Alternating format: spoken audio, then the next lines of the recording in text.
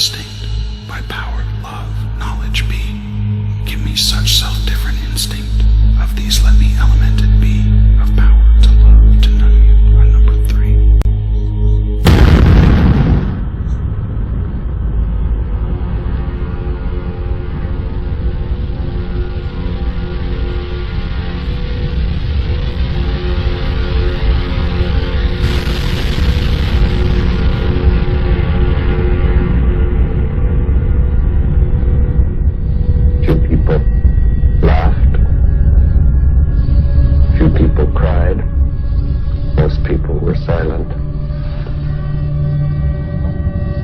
I remembered the line from the Hindu scripture, the Bhagavad Gita.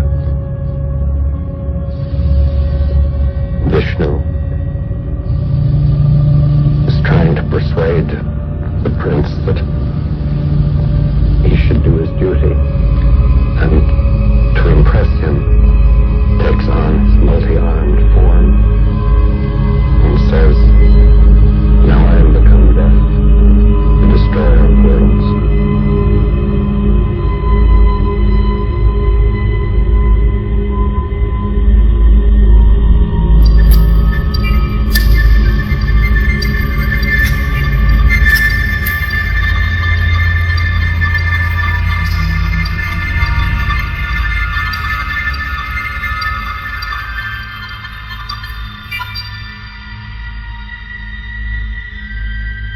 When the Trinity nuclear test was done, and Robert Oppenheimer said, "We have done this before," he was speaking from an informed perspective.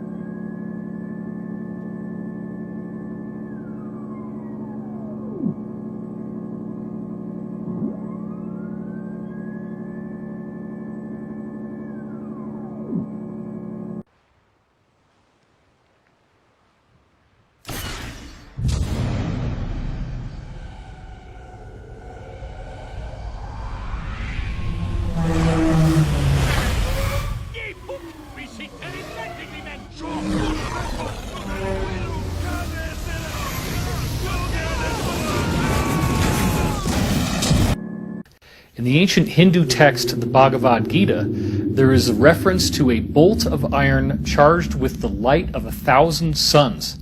It describes radiation sickness.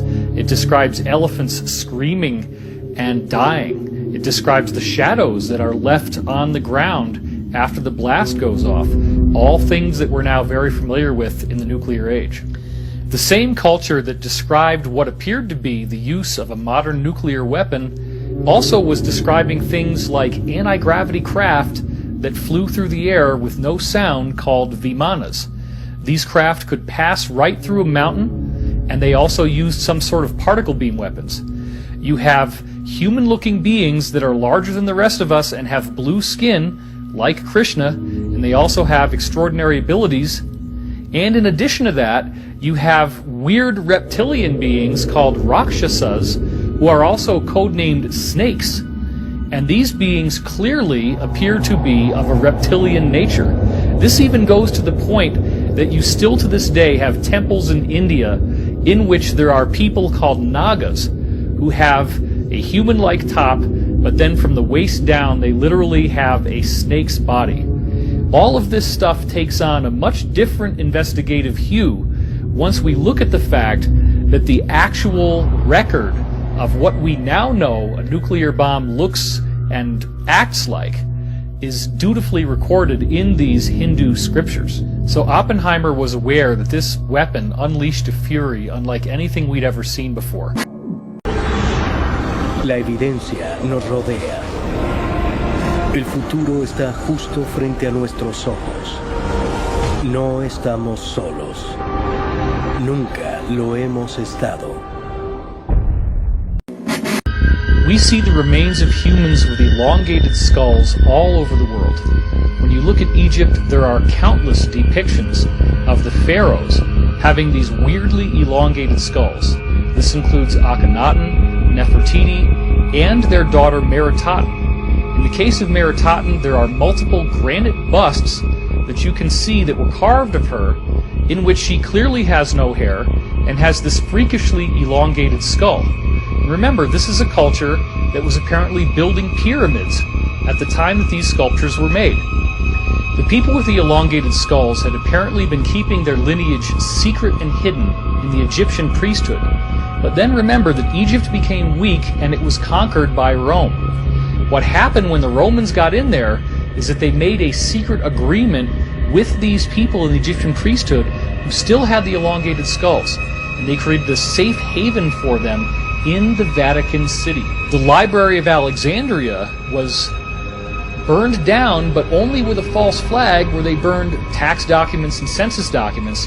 They took all the good stuff that included books from before they came to Earth and relocated that to the Vatican Library.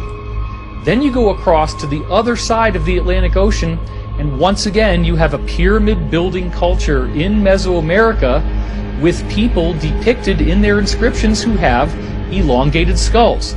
And unlike the case of Egypt, with Mesoamerica we now have the added benefit that there are multiple elongated skulls that have been dug up and were not censored, but are actually on display in museums in places like Bolivia.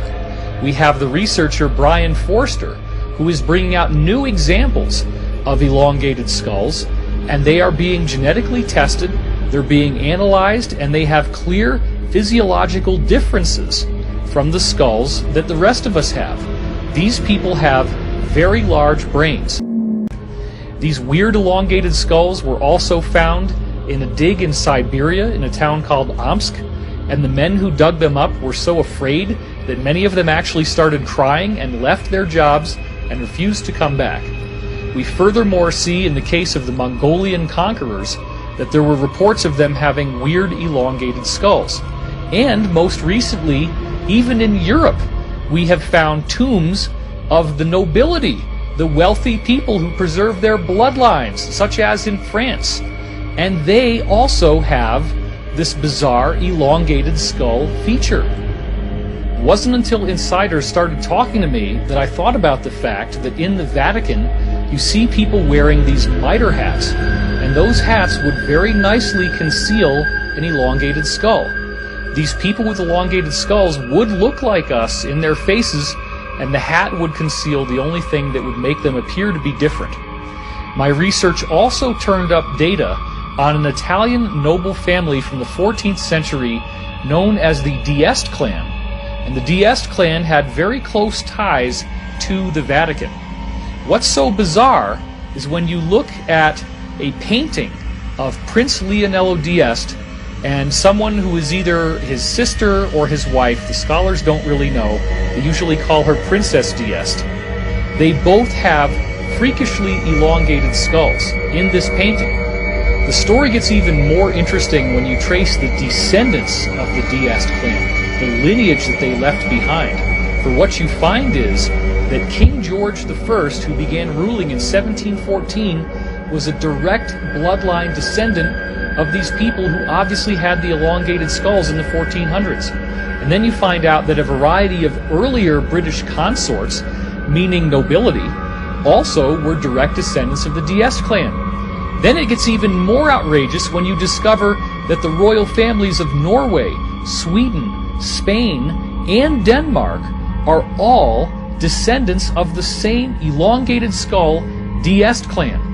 And let's not forget that only recently we found royal tombs in France and other countries in Europe in which the nobility again had these elongated skulls. And if you think this only has to do with divine right of kings and European nobility, you would be wrong. In 1988, an article in the New York Times traced fully 13 out of all of the 40 U.S. presidents at the time as having a direct bloodline connection to European nobility. On the School Watch tonight, the story of a 7th grader from Salinas who claims to have made a major discovery about President Obama. She and her grandfather say that President Obama is related to all but one U.S. president. And she found that 42 out of 43 U.S. presidents all had a common ancestor in King John I from England. And this is not just any old king. This is the guy who actually chartered the Magna Carta, which became the defining element that turned into the British Constitution. Davigno says she spent countless hours on the internet over the summer researching the lineage of our presidents, a project that started with her trying to trace her own family tree. But I'm the first historian to do all the presidents. So that's almost all of the U.S. presidents that we've ever had. The bottom line is these people are tracking their lineage, they're tracking their bloodline, and they're making sure that their own people get steered into the positions of the highest power and influence worldwide, including the United States of America. Che l'apertura degli archivi vaticani per il pontificato di Pio XII avverrà il 2 marzo 2020. Pope Francis telling the world that in less than 1 year, the secret Vatican archives concerning Pius, the Holocaust, and World War II will be opened. That decision comes after 3 decades of pressure from historians and Jewish organizations who want to learn the truth of how the Vatican responded to Nazism.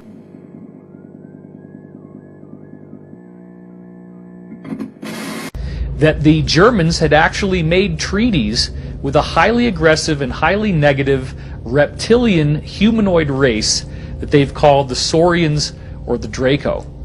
This treaty involved the Nazis actually being given workable technology that is built with our own conventional systems. They use a sort of mercury turbine, a type of mercury called red mercury. And then they are actually able to leave the Earth. They had a settlement on the moon, they had a settlement on Mars, and they were doing this stuff as early as 1939, even before World War II actually started. As you can imagine, everybody was thinking he was crazy, but yet these insiders were reporting literally standing there, in which you have 8-foot tall, even 12 to 14 foot tall reptilian extraterrestrials, terrifying in appearance, they smell bad, actually advising the Germans on how to build this stuff in these various bases, including that in Antarctica. Operation High Jump was an operation commissioned in 1947 that was led by Admiral Richard Byrd. And on the public level, it was said that this was a scientific exploration. But what happened was that this operation was commissioned with 33 ships, 13 aircraft, and 5,000 men. Now, this was not a scientific exploration with that many men and that many ships. What Operation High Jump actually was commissioned for was to go down to Antarctica and basically root out the Nazi installations that they had built pre and during World War II. The DC flyover was an event that occurred over successive weekends in July of 1952 in Washington, D.C. And what had happened was that there was a mass sighting right over the Capitol building in Washington, D.C. There was many lights in the sky. Now, many people believe that this was a UFO or an extraterrestrial incident, but in fact it was not. It was German saucers, German craft that were flying over the Capitol building and essentially forcing the hand of the Americans to accept many of these Nazi scientists into their control structures.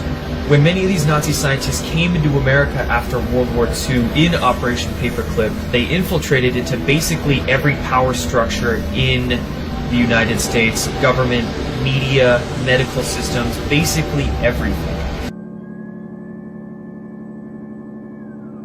Do you have any people being paid by the CIA who are contributing to a major circulation American journal? We do have people who submit pieces to American journals. Do you have any people paid by the CIA who are working for television networks? This, I think, gets into the kind of getting into the details, Mr. Chairman, that I'd like to get into in executive session.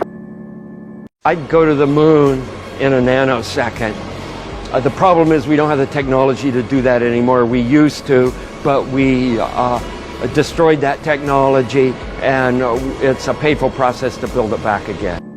After World War II, James Forrestal went to Germany to tour many of the research facilities that the Germans had over in Europe, and John F. Kennedy actually accompanied him on those tours. Some believe that Kennedy was actually given information by Forrestal about secret space programs and the UFO phenomenon. And near the end of James Forrestal's career, he was also embroiled in many policy struggles within the United States government. He wanted to disclose the UFO phenomenon and the technologies associated with it. It was said that he committed suicide by jumping out of a high-rise hospital that he was staying in at the time of his death. But of course, many people are also believing that he was actually pushed out of the window and in fact assassinated to prevent him from working to disclose these technologies and UFO projects. You had a really troubled Eisenhower that passed over the torch over to Kennedy, before leaving his famous speech of, beware of the misplaced powers when the industrial military complex, and that only an alert and knowledgeable citizenry can protect our future liberties and freedoms. Kennedy, with his background in Office of Naval Intelligence, and documents show that he was aware all the way back to 1942 of operations happening. Kennedy had Allen Dulles as the CIA director. Finding the nefarious activities that Allen Dulles was doing, he eventually fired Dulles and was replaced with John McCone. Because Kennedy was trying to look into these activities, Allen Dulles set up an assassination directive that was revealed in what was called the Byrne Memo, one of James Jesus Angleton's memos that they were attempting to try to destroy all. One intelligence operative was able to pull it, basically saying that Lancer, or the code word for JFK, has been looking into our activities. This we must not allow. This group was working with the group that was with the treaty of 1955. So when Kennedy put forth a top secret document to the CIA director looking into the MJ-12 and CIA operations with the extraterrestrial, he was silenced with an assassination 10 days later. Years went by. By the way, the Warren Commission, which, Kennedy's famous speech of infiltrated monolithic conspiracy and beware of the dangers of secrecy and secret societies, ironically, the Warren Commission, who said, we have a lone gunman that did this, was all made up of 33rd degree Freemasons. And afterward, the CIA put out a memorandum to its operatives that used the term conspiracy theorists for anybody questioning, and it's used today as a common ploy to discredit people who are questioning the situation. The closest we ever came to having technologies and the existence of non-terrestrials go public was actually in 1962-63. I'm told through Alliance sources that President Kennedy was indeed going to make some announcements, and also make announcements that he was going to take drastic steps against some of these secret societies that were running the planet. Therefore, they worked through the CIA to have him eliminated. When he was eliminated in a very public way, the cabal came into power in a very public way. They had been controlling things very covertly up until that point, but since then, they have overtly controlled the destiny of the United States. The very word secrecy is repugnant in a free and open society, and we are, as a people, inherently and historically opposed to secret societies, to secret oaths, and to secret proceedings. We decided long ago that the dangers of excessive and unwarranted concealment of pertinent facts far outweighed the dangers which are cited to justify it. Even today, there is little value in opposing the threat of a closed society by imitating its arbitrary restrictions. And there is very grave danger that an announced need for increased security will be seized upon by those anxious to expand its meaning to the very limits of official censorship and concealment. That I do not intend to permit to the extent that it's in my control.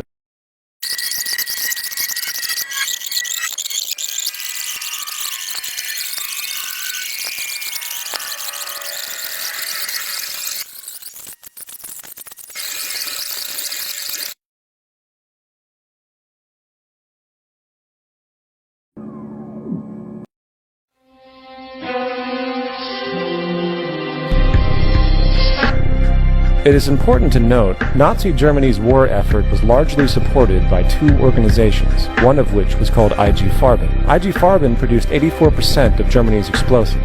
One of the unspoken partners of IG Farben was J.D. Rockefeller's Standard Oil Company in America. In fact, the German Air Force could not operate without a special additive patented by Rockefeller's Standard Oil. The drastic bombing of London by Nazi Germany, for example, was made possible by a $20 million sale of fuel to IG Farben by the Rockefeller's Standard Oil Company. This is just one small point on the topic of how American businesses funded both sides of World War II. One other treasonous organization worth mentioning is the Union Banking Corporation of New York City. Not only did they finance numerous aspects of Hitler's rise to power, along with actual materials during the war, it was also a Nazi money laundering bank, which was eventually exposed for having millions of dollars of Nazi money in its vaults. The Union Banking Corporation of New York was eventually seized for violations of the Trading with the Enemy Act. Guess who the director and vice president of the Union Bank was? Prescott Bush, the father and grandfather of former U.S. Presidents George W. Bush and George H.W. Bush. Out of these troubled times, our fifth objective, a new world order can emerge, a new era. A new world order, a world where the rule of law, not the law of the jungle, governs the conduct of nations. When we are successful, and we will be.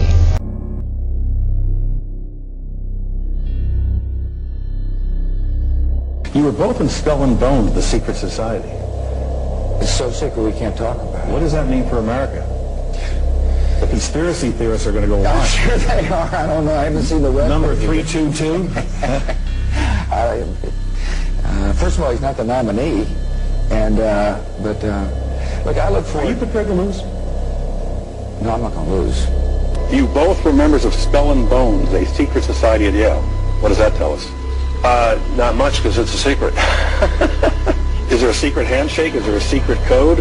I wish there were something secret I could manifest. 322, secret number? There are all kinds of secrets, Tim, but one thing is not a secret. I disagree with this president's direction that he's taking the country. We can do a better job, and I intend to do it. Bush, were you in the same secret society? That's all right. Let me answer your question. Excuse me, what are you asking? Whoa.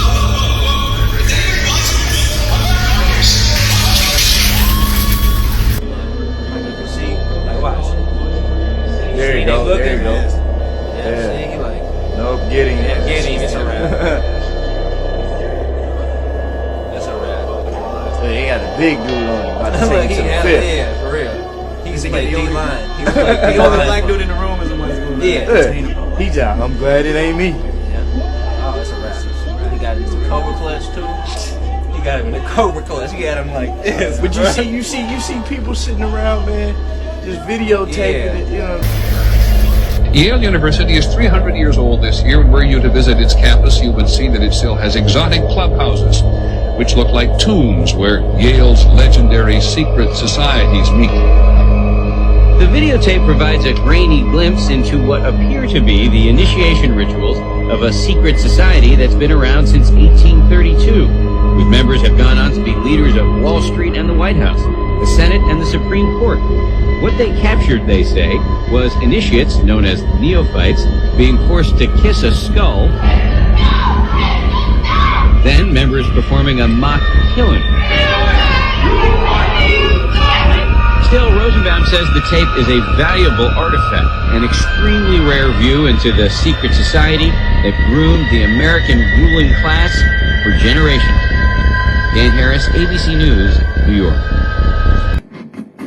Some of the I guess, very well-known elites, names I won't mention, but are on the front lobes of most watching this video, are highly involved not only in some of the slave trade aspects, but are also involved in dealing with non-terrestrials and dealing with organized crime down here on Earth and how it's related to these programs.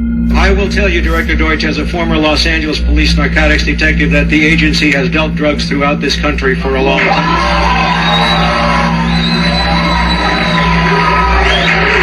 Director Deutsch, I will refer you to 3 specific agency operations known as Amadeus, Pegasus, and Watchtower. I have Watchtower documents heavily redacted by the agency. I was personally exposed to CIA operations and recruited by CIA personnel who attempted to recruit me in the late 70s to become involved in protecting agency drug operations in this country. For the record, my name is Mike Ruppert, R-U-P-P-E-R-T. I did bring this information out 18 years ago, and I got shot at and forced out of LAPD because of it. I've been on the record for 18 years nonstop, and I'll be happy to give you, Congressman, anything that I have. A lot of these elite are running a lot of financial scams, drug programs to raise money for these secret programs that they have going on. And they take full advantage of this access. What the deep state or the cabal or the New World Order is a small group of very powerful but very psychopathic individuals that have acquired a lot of money, a lot of technology, and a lot of information over the course of centuries. Definitely your politicians, the older ones, the one that are chair people, that command the power, 1%ers, chairman of the boards, those people, that's they. That's ones we never know their names, don't know their faces, and they control all the power. The more you get involved in these societies, the deeper and deeper you go, the more compromised you become. You start to learn more and more of the secret teachings. You have to work really hard for the knowledge. It can take years of time. You keep accessing higher and higher levels of rank, and they keep dropping these little seeds in as you go on. Seeds that start to blossom in your mind and make you think differently. Ultimately, if you go far enough down this road, you will be invited to participate in things like pedophilia and human sacrifice. And if you don't do it, it's the offer you can't refuse. They may actually even kill you. Once you partake in these activities, whether you like them or not, they now have leverage they can use against you. If you ever dare to speak out against this group, they have photographs, they have films, they have the footage that can absolutely ruin your life. Deze mensen, de meeste daarvan, hadden een Luciferiaans geloof. En dan kan iedereen zeggen, ja, geloof bestaat niet, en God bestaat niet, alles bestaat niet. Nou, voor die mensen was het de waarheid en de werkelijkheid. Hun diende dus iets onstoffelijks. Hun diende wat zij noemden Lucifer. En ik kwam dus ook in die kringen. Alleen ik lachte erom, want het waren voor mij gewoon klanten. Dus ik kwam in wat ze noemden Satanskerken. Ik wou zeggen, we hebben het nu over het satanisme. Ja, ik kwam dus in Satanskerken, maar ik kwam zeg maar op route even langs, even buurten. En daar was dan op dat moment een heilige mis, hun heilige soort mis. En dat was met blote vrouwen en wat drank en dit en dat. En ik vond het alleen maar leuk. Ik hechtte weinig of geen geloof aan hun geloof. Of ik was er eigenlijk niet eens van overtuigd dat het überhaupt allemaal wat bestond. Het was meer een schouwspel voor jou. Ja, ik zag gewoon de donkerte en de slechtheid en de diepte daarvan zit in de mens zelf. Ja. Ik koppelde het nog niet zo. Maar ook die kringen verkeerde ik dus in, omdat ja, als gast zeg maar, omdat ik vond het allemaal wel leuk. Al die blote vrouwen en al die dingetjes die daar speelden. Het was het vrije leven. Maar er kwam een moment, toen werd ik dus uitgenodigd, daarom vertel ik dit ook, om mee te gaan doen aan offers in het buitenland.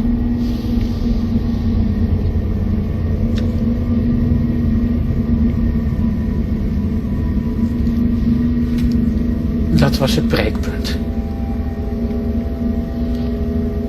Kinderen. Dat werd je gevraagd. Ja, ik kon het niet.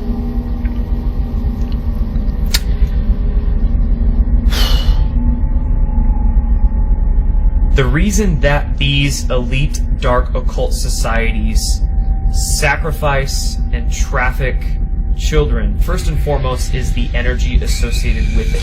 So when a human is in the state of fear and trauma, they release a energy, and this energy can be picked up by essentially negative extraterrestrial beings, negative archonic influences, and they feed off of it. They literally feed off the energetic release of fear and trauma. When these dark groups use children, because a child is not mentally programmed yet as an adult is, they are much more innocent, they're much more connected into their higher selves or into their divine, if you will. The trauma that they release is much more potent than using adults. During these ritualistic practices that the elite participate in, one of the compounds that is released in the children's body during torture, during trauma, is a compound called adrenochrome. It's released out of the adrenal gland during highly traumatized incidents, and this adrenochrome acts as essentially a drug. What is this shit? That stuff makes pure mescaline seem like ginger beer, man. Adrenochrome. Adrenochrome? Where'd you get this? Never mind, it's absolutely pure. What kind of monster client have you hooked up with this time? Satanism freak. I think there's only one source for this stuff. The, adrenaline gland from a living human body. I know. The guy didn't have any cash to pay me. He offered me human blood, said it would take me higher than I'd ever been in my life. Why should I fuck with children, he said. They're too small. Some would.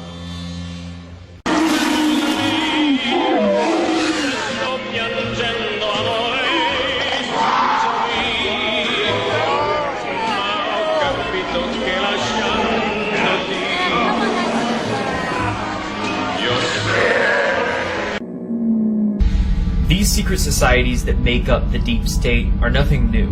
This actually spans back thousands and thousands of years, and they have always occulted this information for themselves. We need to understand what occulted actually means. Occulted just simply means hidden in Latin. It doesn't necessarily mean good or bad, it just means hidden.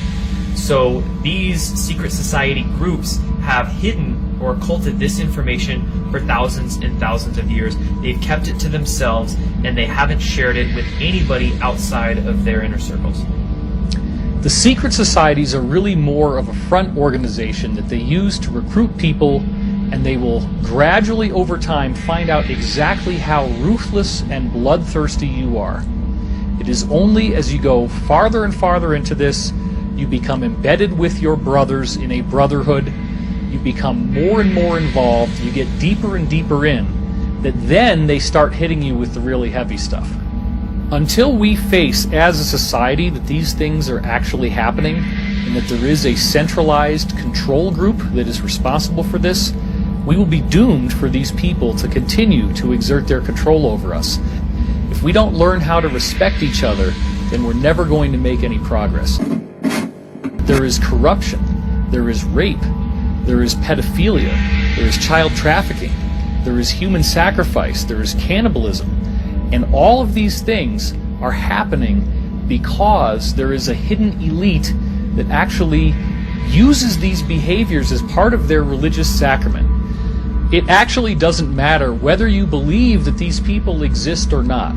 The bottom line is that they are actually advertising themselves constantly. They do it in movies. There's a whole set of symbols that you can look for in movies that show their influence. They do it in video games. They do it in television shows. They do it in music videos like crazy. They do it in awards ceremonies. And it's always in your face. Now is the time for us to get our heads out of the sand and understand that even if these things do seem unthinkable to us, there are people today who are actively practicing this. The evidence is voluminous, and really what it boils down to is that people don't want to look at the evidence because it is so upsetting. In our obsession with antagonisms of the moment, we often forget how much unites all the members of humanity. Perhaps we need some outside universal threat to make us recognize this common bound. I occasionally think how quickly our differences worldwide would vanish if we were facing an alien threat from outside this world. And yet, I ask you, is not an alien force already among us?